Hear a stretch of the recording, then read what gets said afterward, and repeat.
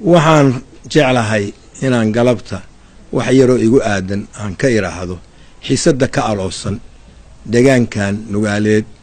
oo u dhaxeeya Garoowe iyo Laascaano magaalada Tukaraq oo ahayd customkii iyo xaruntii gobolka Sool intii Laascaano Soomaaliya qabsatay ka bacdi hadalla colaadeed iyo duulaan iyo hadalla colaadeed oo ka dameeya Soomaaliya uma baahna maanta waxa aad ila xun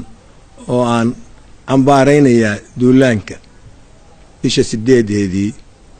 ciidamada Soomaaliya Tukaraq qabsadeen iyadoo maalintaas Garoowe dabaaldeg ka jiro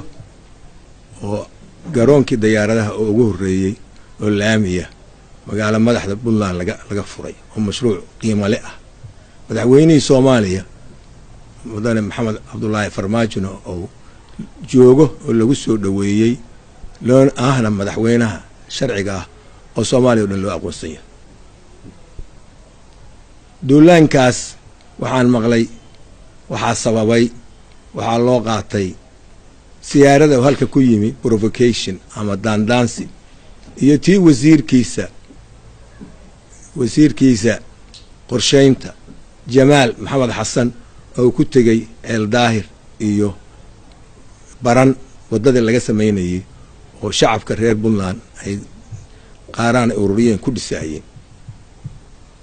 ma suura gali karo labadaas inay dandansi yihiin loomana qaadan karo in lagu qabsado meel aan awal ciidanana joogin dawlad kalena ay ka talinaysay dadka degan nabad ku deganaayeen waxa aad kale oo yana ii taabanaya hadallada xanafta leh oo ka dameeyay oo Cabdiweli bisha 9keeda xalay ka jeediyay hadal adag oo aan u cuntamin Soomaaliyeed oo ku daray iyo kan maanta oo kaga jawaabaya baash oo ah kan isaguna jawaab celis u ah labadaas waxaan leeyahay marka u horeysa adduunka waad ogtihiinoo maanta Soomaaliya waxay tahay waxa xun waxa loogu mahmaaho ilaahay inay kama dhigo sidii Soomaaliya oo kale waxaana gaarsiiyay colaad iyo dagaal sokeeye oo socday muddo dadku waxay yiraahdaan 90kii buu bilaabay koodii 97 buu bilaabay jabhadii intay jireen oo dhan colaad iyo dagaal sokeeye ah ragga ka qayb qaatay baa wada joogan iyo dadkii agoomahoodii iyo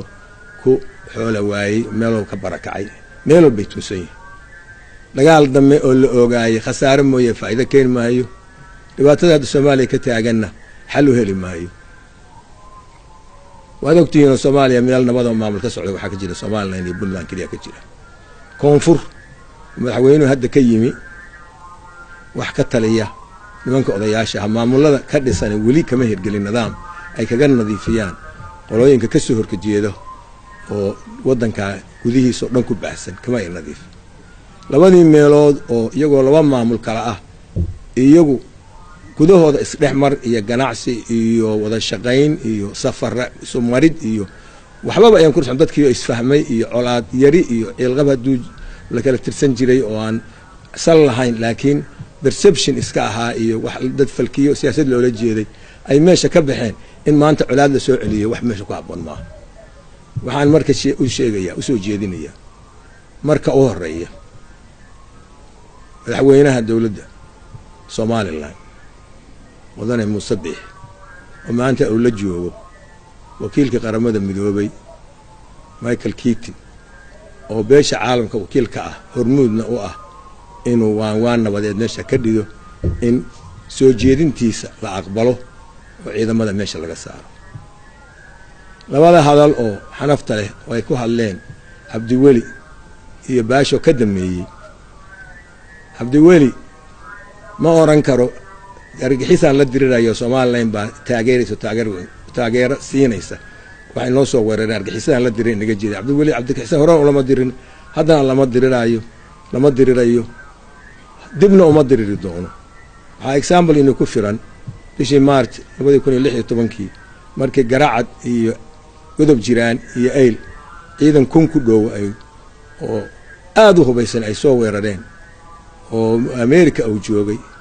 holiday buu sii galay wuxuuna joogay meesha la yiraahdo Virginia ayuu joogay waa lala hadlo inuu yimaado ma imaan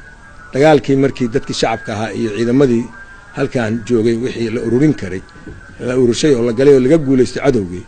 maxaabiistii la qabtay buu garacdi intuu diyaarad soo jaarta garaystay Addis Ababa ku yimi isku sawir